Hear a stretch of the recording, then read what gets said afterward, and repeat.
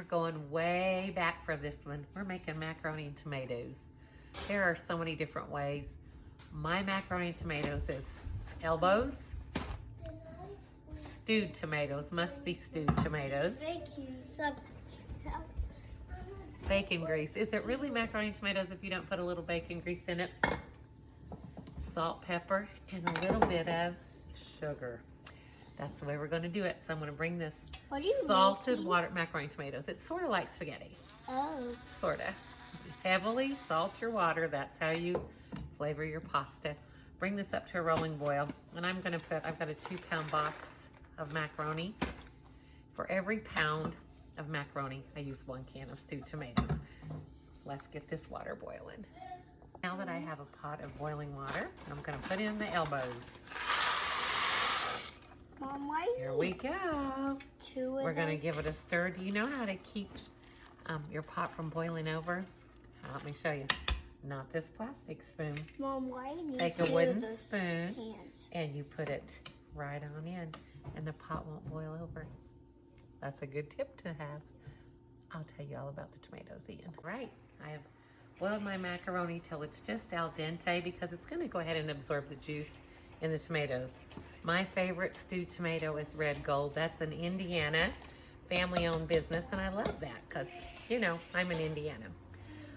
Non-BPA liner, family-owned, and it's from my home state. That's a win.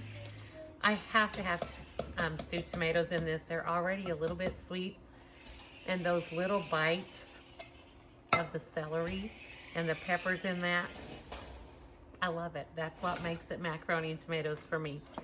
There we go. I'm gonna give that a stir. The other thing I need in this is some bacon grease. You gotta have a spoon of bacon grease. Love, love, love my little canister from here on the shop.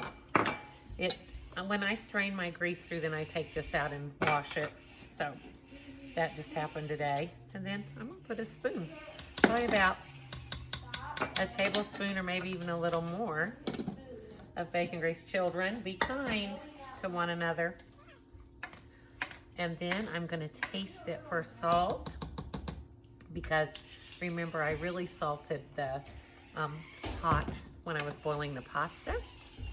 And now I'm gonna put some sugar in there, a tablespoon or 2. Give it a stir. Let me see. And if it's not wet enough, you might need to add a little tomato juice. And that's okay if you do. Let me get a tasting spoon.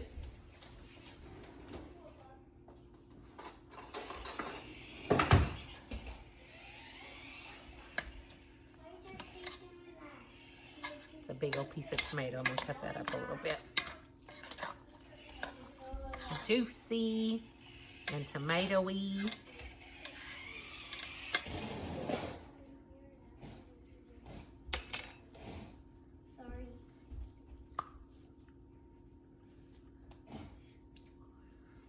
Gosh, it's been a while since I made these, and takes me right back to my mama's kitchen. If you don't have bacon grease, you can use butter.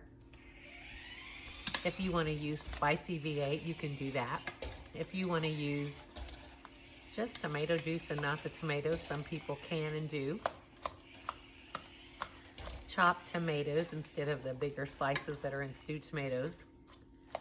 Tomatoes without being stewed tomatoes, but I don't know why you would. And these are delicious, and this is how we're gonna do it. And I am gonna add a little bit of tomato juice because I think they're a little dry. Let me get some. I have canned spicy V8 from my friend. I have regular V8. I don't wanna do V8 in macaroni and tomatoes. So I have another can of stewed tomatoes. It's another brand, it's from Aldi, but that's okay. There we go, that's better. It just needed a little more juice. Now it's perfect. That's what I was looking for. Gotta make sure. Yep, yep, yep, yep. And I could have even left a little bit of the pasta water in there and that would have been okay. Hey honey, it's okay, just a minute. gonna put some more of this on my tasting spoon without actually putting my tasting spoon back in the pot because I think that's gross.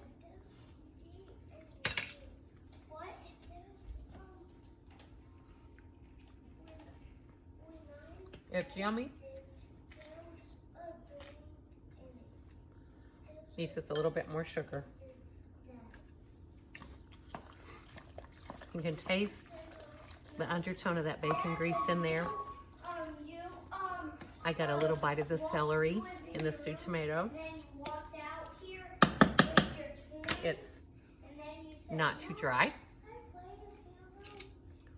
I'm gonna try that again. Yeah, it's got plenty of juice in it now. That's what it was needing. That's what it needed. That little bit of sugar, some ground black pepper. Doesn't need any salt, and we're good. That's that. Ooh. My cabbage steaks are almost done, and my smoked sausage is almost done. And this is gonna be a tasty, more of an old-fashioned dinner. What are y'all having? And how do you make macaroni and tomatoes?